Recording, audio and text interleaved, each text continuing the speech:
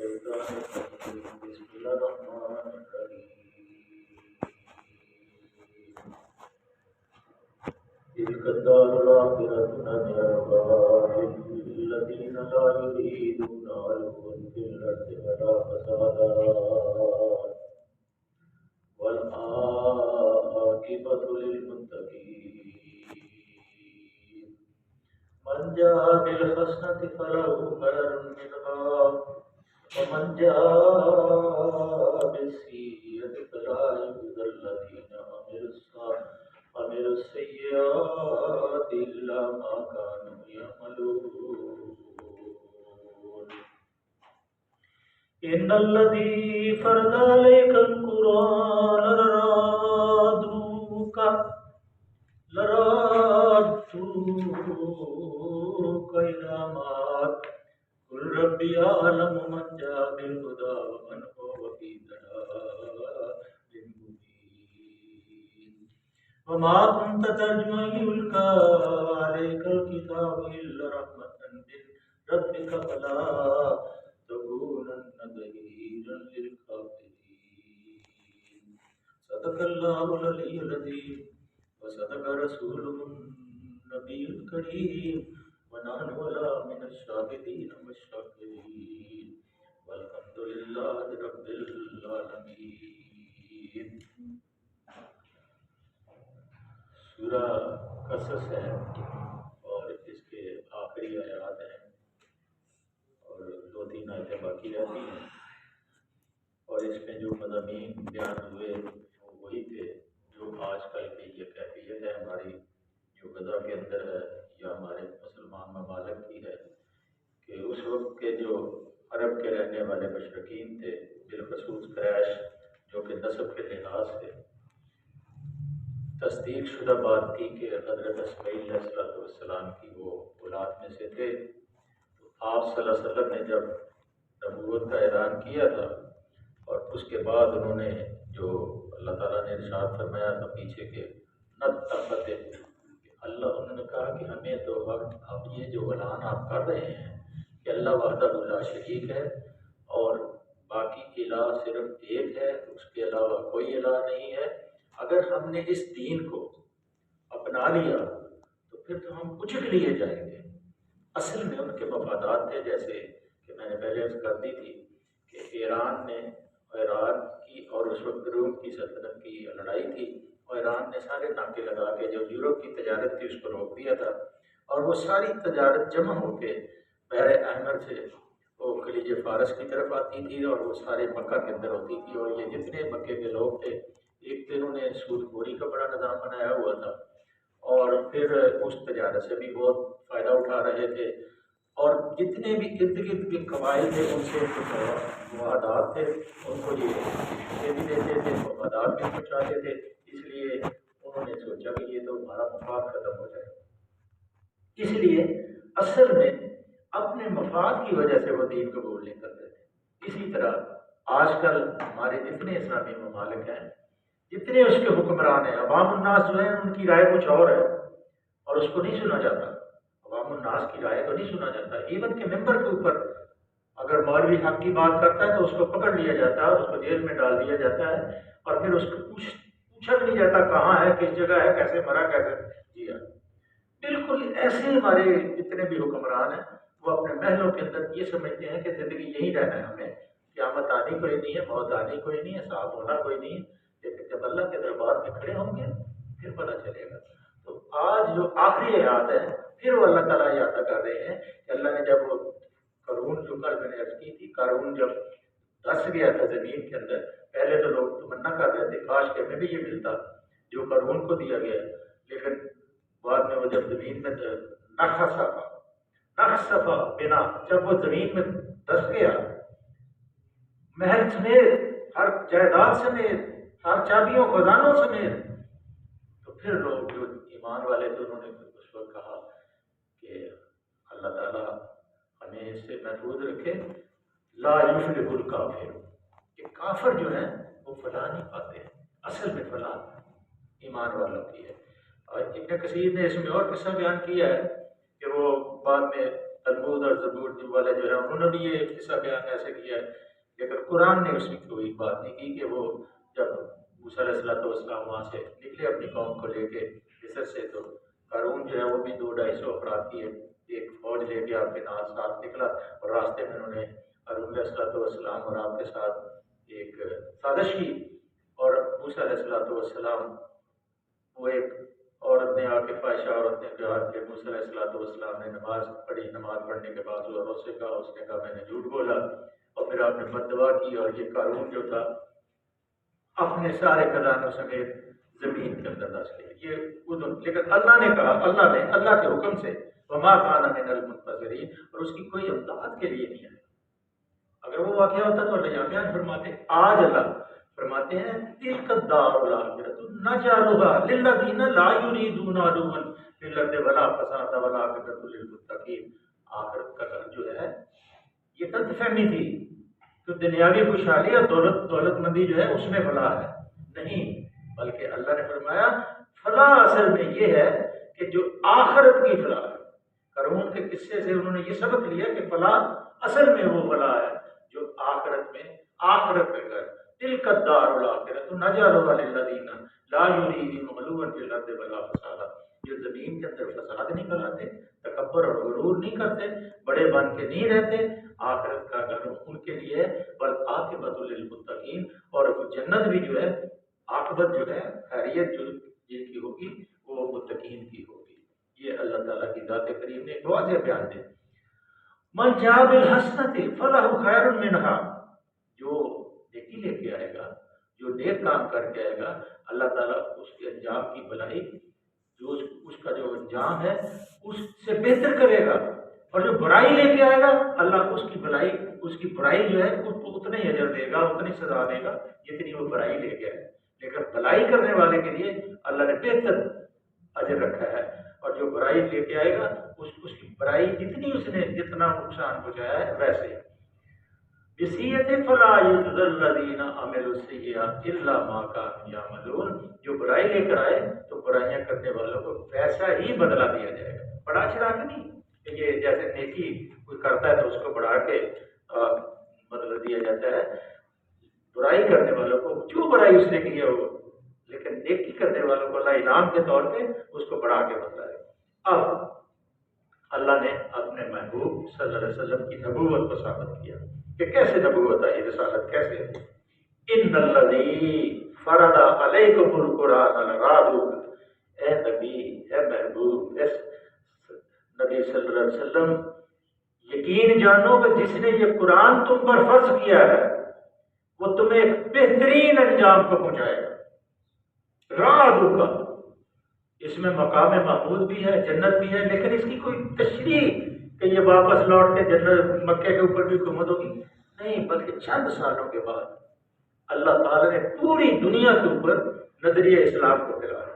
اور پوری دنیا کے اوپر اللہ تعالیٰ نے مسلمانوں کی حکومت کو قائم کر دیا، اور یہ پہلا انقلاب تھا کہ یہ جو مختلف قبائل تھے آپس میں لڑتے تھے، بے شمار سالوں سے 2500-3000 سال گزر گئے تھے، کسی ایک شخص کی حکومت کے اوپر کبھی وہ متفق نہیں ہوئے، لیکن اللہ کے نبی صلی اللہ علیہ وسلم سے اللہ نے یہ کمال کر دکھایا، یہ معجزہ دکھایا کہ نبی صلی اللہ علیہ وسلم نے ان کی طبیعتیں بھی بدلی، ان کے ذہنوں کو بھی بدلا، اور پھر ان کو اللہ سے ڈرنے والا بھی بنایا، اور ایک بادشاہ کے اوپر، ایک سردار کے اوپر، نبی صلی اللہ علیہ وسلم کے اوپر سب آپ کے متحد ہو گئے۔ یہ ایک نظریہ تھا جو آج بھی اس نظریے کی جنگ لڑی جا رہی ہے۔ وہ چاہتے ہیں کہ یہ نظریہ دنیا سے مٹ جائے، لیکن پھونکوں سے یہ چراغ بجایا نہ جائے گا انشاءاللہ۔ کہتے ہیں نا وقت فرصت ہے کہاں، کام ابھی باقی ہے، نور توحید کا کام ابھی باقی ہے، نور توحید کا اہتمام ابھی باقی ہے،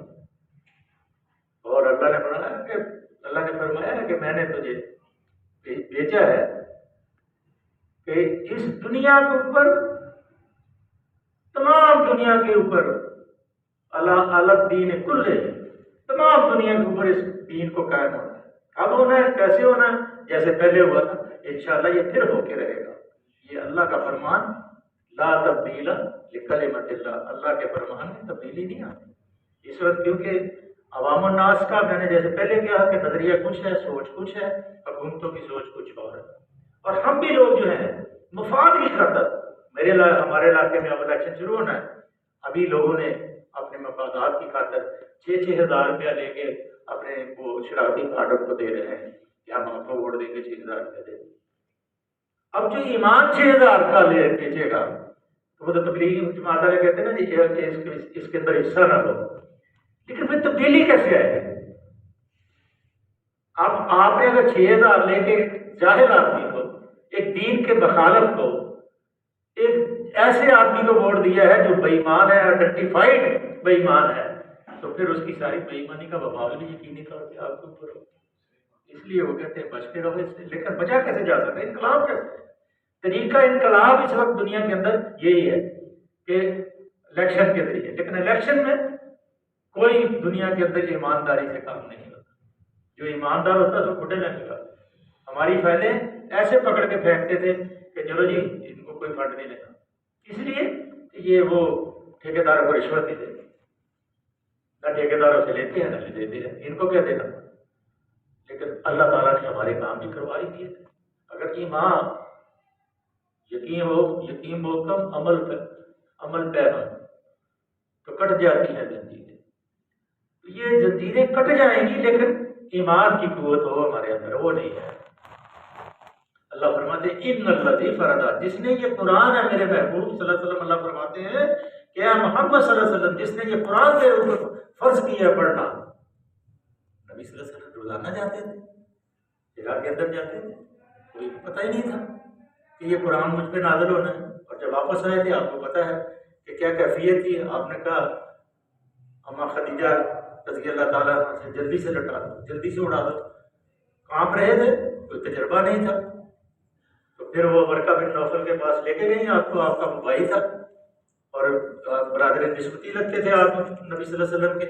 جب اس نے دیکھا بتایا آپ نے، تو نے کہا کہ یہ وہی فرشتہ ہے جو موسیٰ علیہ السلام کے پاس وہی لے کے آتا تھا، اور آپ کی قوم آپ کو نکال دے گی، جو آپ لے کے آئے ہیں کبھی ایسا نہیں ہوا کہ آپ کی قوم آپ کو اپنے پاس رکھے، آپ کو نکال دے۔ کاش کہ میری عمر جوان ہوتی اور میں اس عمر میں آپ کے ساتھ ہوتا، اور میں آپ کے اوپر ایمان لاتا اور آپ کے ساتھ میں آپ کا ساتھ دیتا، میں ایمان لے آؤں کہ آپ نبی ہیں اور حق نبی۔ یہ اس نے اپنی بصارت کی بنا پہ اسی وقت دیکھ لیا۔ تو موسیٰ علیہ السلام کو بھی اسی طرح اللہ تعالیٰ نے اس میں آپ نے پڑھا کہ آپ آئے تو آگ لینے کے لیے تھے، تو اللہ نے آپ کو رسالت دے دی۔ اب یہ تھوڑی ہوتا ہے کہ ڈھول لگاؤ پیٹو، بلکہ اللہ نے فرض کر دیا۔ اللہ فرماتے ہیں فرض علیک القرآن لرادوک ورفعنا لک ذکرک، یا اللہ میں نے، اے میرے محبوب، میں نے تیرا ذکر بلند کر دیا ہے، تو گھبرا نہ بالکل۔ اور وہی بھی جب رک گئی تو پھر اللہ نے جب وہی دوبارہ شروع کی، والضحیٰ واللیل اذا سجی،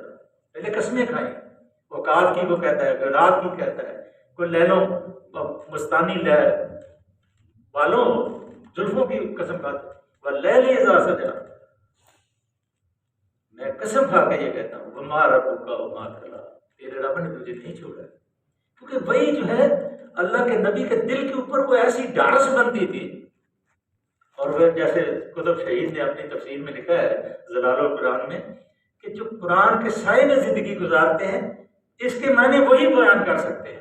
اور قرآن کے سائے میں محمد صلی اللہ علیہ وسلم نے زندگی گزاری یا آپ کے صحاب نے گزاری، وہی یہ لفظ بیان کر سکتے ہیں۔ کیسا وہ مزہ، کیسا وہ لطف ہے کہ کیسا پتھر کھانے کے بعد بھی کہتے ہیں کہ کوئی بات نہیں، میری قوم کو اللہ ایمان دے۔ واپس آئے تھے نا جی طائف سے، اتنا خون بہ رہا تھا، ادھر فرشتہ آ گیا، کلاؤ حاضر ہے، اگر کہیں تو پہاڑوں کو ملا کے ختم کر دیں، اگر کہیں تو آسمان سے پتھر اور پانی برسا دیں۔ کہا نہیں، شاید ان میں سے کوئی اللہ والا نکل آئے۔ یہ حوصلے کی بات، یہ حوصلہ ہونا چاہیے۔ جو مبلغ ہے، جو دائی ہے، جو دعوت دینے والا ہے، اس کو لوگوں کی باتیں سن کے الجھنا نہیں چاہیے۔ اگر الجھ جائے گا تو کیسے اس کی زندگی کو سنوارے گا؟ اس لیے جو دعوت دینے والے لوگ ہیں ان کو یہ چاہیے کہ صبر سے، تحمل سے، بردباری سے پتھر بھی کھائیں، خندق کے اندر دانت بھی شہید کرائیں، بدر کے اندر بھی صحابہ کو شہید کرائیں، پھر جا کے کئی جنگیں ہیں، خیبر کی جنگ ہے، موتا کی جنگ ہے، بے شمار جنگیں ہیں، لیکن ذاتی دشمنی کسی سے نہیں ہے۔ دشمنی صرف اس لیے ہے کہ دین کے وہ دشمن، ہماری دشمنیاں ذاتی ہیں، یہ ذاتی دشمنیاں جو ہیں وہ گوارا نہیں ہے مسلمان کے لیے۔ علیک القرآن فرادو کا الہباد کل ربی عالم من جاء بالہدا ومن هو فی ضلال مبین۔ ان لوگوں سے کہہ دو کہ میرا رب خوب جانتا ہے کہ ہدایت سے کو کون ہدایت لے کر آیا۔ ان سے یہ سامنے جو بیٹھے ہوئے تھے اس وقت لوگ بڑے بڑے امیہ بن خلف جیسے، ابو جہل جیسے، تو اللہ کے رسول صلی اللہ علیہ وسلم کو اللہ نے فرمایا میرے محبوب ان کو کہہ ہے کون لے کے آئے روشنی؟ وما كنت ترجو ان يلقى عليك الكتاب الا رحمة ومن هو في ضلال مبين۔ میں تو روشنی لے کے آیا ہوں، خوب ہدایت لے کے آیا ہوں، اور کھلی گھبرائی میں کون مبتلا ہے بتاؤ ذرا۔ من هو في ضلال مبين وما كنت ترجو ان يلقى عليك الكتاب الا رحمة من ربك فلا تكونن ظهيرا للكافرين۔ یہ کتاب تیرے اوپر تو اس بات کے ہرگز امیدوار نہ تھے، کبھی بھی آپ کی یہ خواہش نہیں تھی کہ میں شاید نبوت بننے، اگر پہلے سے یہ خواہش ہوتی کہ آپ معاملہ بنا ہوا ہے بس فرشتہ آنے کی دیر ہے تو میں نبوت کا اعلان کر دوں۔ اللہ کہہ رہے ہیں آپ کو تو نہیں علم تھا کہ آپ کے اوپر کتاب نازل ہونے والی ہے، یہ تو اللہ کی ایک خاص رحمت ہے جو آپ کے اوپر اللہ نے خاص مہربانی فرمائی اور یہ کتاب آپ کے اوپر نازل فرمائی۔ یہ بات محمد صلی اللہ علیہ وسلم کی نبوت کے ثبوت میں بھی اللہ نے ارشاد فرمائی کہ آپ سچے نبی، آخری نبی، اور آپ کے بعد لا نبی من بعدی والی بات کوئی نہیں ہے۔ اے میرے محبوب صلی اللہ علیہ وسلم، یہ غار حرا کے اندر جو 15 سال کی رفاقت تھی حضرت خدیجہ الکبریٰ رضی اللہ تعالیٰ عنہ سے، تو آپ نے جب یہ بات سنی تو کہا آپ گھبرائیں نہیں، اللہ آپ کو ضائع نہیں کرے گا۔ آپ رشتہ داروں کے حق ادا کرتے ہیں، آپ یتیموں کی سرپرستی کرتے ہیں، آپ مال یتیم کو حرام سمجھتے ہیں، اور آپ دیانت داری اور امانت کی ایک مثال ہے، اللہ آپ کو کبھی ضائع نہیں کرے گا۔ آپ صلہ رحمی کرتے ہیں، تو پھر آپ اپنے پاس لے کے گئی تھی عمر کا بن کے پاس آپ کے بارے میں، پھر اس نے یہ بات کی، کہا اے میرے محبوب یہ کتاب کے تم امیدوار نہیں تھے، بس تم اب یہ کام کرو فلا تکونن ظہیرا للکافرین، بس تم کافروں کے مددگار نہ بنو۔ کافر جو ہیں، جو کافر انکاری ہے، دین کو مانتے نہیں ہیں، اس کے نہیں مددگار۔ ولا یصدنک عن آیات اللہ، اللہ اکبر، ولا یصدنک آیات اللہ بعد اذ انزلت علیک فادع الی ربک ولا تکونن من المشرکین۔ جب تم پر یہ کتاب اللہ کی آیات نازل ہوں، جب ہو رہی ہوں، اور کفار جو ہیں تمہیں ان کے اوپر عمل کرنے سے روکیں، تو ان سے کہہ دو ما کنت تدری وما الکتاب ولا الایمان ولكن جلہ نورا یہدی نہدی بہ من نشاء من عبادنا۔ اے نبی صلی اللہ علیہ وسلم، اللہ نے پہلے سورہ میں فرمایا کہ اے نبی صلی اللہ علیہ وسلم تم جانتے تک نہ تھے کہ کتاب کیا ہوتی ہے، کوئی علم نہیں تھا اللہ کے نبی کو۔ مکے میں کون سا پریس تھا، کوئی لائبریری تھی یا کوئی ایسی بہت بڑے بڑے ذخیرے تھے جانتا ہے کوئی تحقیق اور کوئی وہاں پڑھایا جاتا تھا؟ تو اے اللہ نبی تم کیوں گھبراتے ہو، میں نے یہ کتاب نازل کی۔ یہ دو آیتیں ہیں، میرا حل سورت مکمل کر لیں۔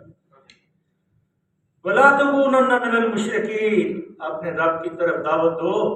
اور ہرگز مشرکوں میں شامل نہ ہو۔ وَلَا تَدْعُوا مَعَ اللَّهِ إِلَٰهًا آخر، اور اللہ کے ساتھ کسی دوسرے معبود کو نہ پکارو۔ لا الہ الا ہو، اس کے سوا کوئی معبود نہیں، کوئی عبادت کے نہیں۔ کل شیء خالق الا وجہہ، ہر چیز کل من علیہا فان ووجہ ربک ذو الجلال، سب کچھ فنا، صرف تیرے رب کی ذات باقی رہنے والی ہے۔ لہ الحکم وَعَلَيْهِ تُرْجَعُونَ، اسی کی طرف سب پلٹائے جائیں گے اور اسی کی فرمانروائی ہوگی قیامت کے دن، کوئی بول نہیں سکے گا۔ صدق اللہ العظیم و صدق رسول اللہ الشریف۔ یعنی اس کی تبلیغ اور اشاعت جو ہے کرنی، یہ دین کی تبلیغ اور اشاعت کرنا مسلمانوں کے اوپر فرض ہے۔ اس فرض کو جو نہیں کرتا، جس محلے میں، جس سٹیج پہ، جس کیفیت میں بھی ہے، دین کی اشاعت، یہ جو قرآن چھاپ کے لوگ فری تقسیم کرتے ہیں اور دین کی تبلیغ کرتے ہیں، یہ ایک فریضہ ہے، اس کو ادا کرنا بہت ضروری ہے تاکہ لوگ جو ہیں اس دین سے واقف ہو جائیں۔ واقف نہیں ہے، فکر نہیں ہے، غم نہیں ہے، دل کے اندر خوف خدا نہیں ہے۔ اگر خوف خدا ہو پھر لوگوں کو جو ووٹ لینے ہیں ان کو پکڑے بھی، تم نے آج تک دین کی کیا خدمت کی؟ کوئی نہیں پکڑے گا، کوئی پوچھے گا نہیں، بس 5,000 6,000 ہزار دیں گے، ووٹ دے دیں گے، لو جی شناختی کارڈ لے جاؤ، ووٹ والے دن ووٹ ڈالتے ہیں۔ اللہ سے دعا ہے کہ اللہ کی ذات کریم ہمارے ایمان کی حفاظت فرمائے۔ اللہم صلی وسلم علی عبدک و رسولک و حبیبک سیدنا محمد النبی الأمی وعلی آلہ وصحبہ وسلم۔ اللہ بڑے بڑے شان قدر کے مسلمانوں پہ رحمت فرمائے۔ اللہ ہم جانتے ہیں، ہم نہیں جانتے، اللہ تیری حکمتیں تو ہی جانتا ہے۔ جیسے یا اللہ تو خندق کے اوپر دن، جیسے انہوں بعد میں تبصرہ فرمایا تھا کہ میں کچھ شہید لینا چاہتا تھا اور دیکھنا چاہتا تھا کہ کون میری خاطر جنگ کرنے کے لیے آیا۔ ہو سکتا ہے اللہ تو ہی چاہتا ہے، عالم الغیب وجہ اللہ تیرے کے ہاتھ باندھتے ہیں۔ اللہ رحم فرما دے، غیب سے نصرت فرما دے یا اللہ، غیب سے نصرت فرما دے یا اللہ، رحم فرما دے اللہ، مسلمانوں کو مسلمان بنا اللہ، حلال میں وسعت عطا فرما دے، حرام سے بچنے کی توفیق اللہ، ہمارے بیماروں کو شفا عطا فرما، تنگ دستوں کو غنی بنا دے اللہ، ہمارے گھروں میں عافیت عطا فرما، اولادوں کو صالح کر دے اور جن کی اولاد دی اللہ کو نیک اور صالح اولاد عطا فرما۔ صلی اللہ تعالی علی نبی محمد صلی اللہ علیہ وسلم اجمعین۔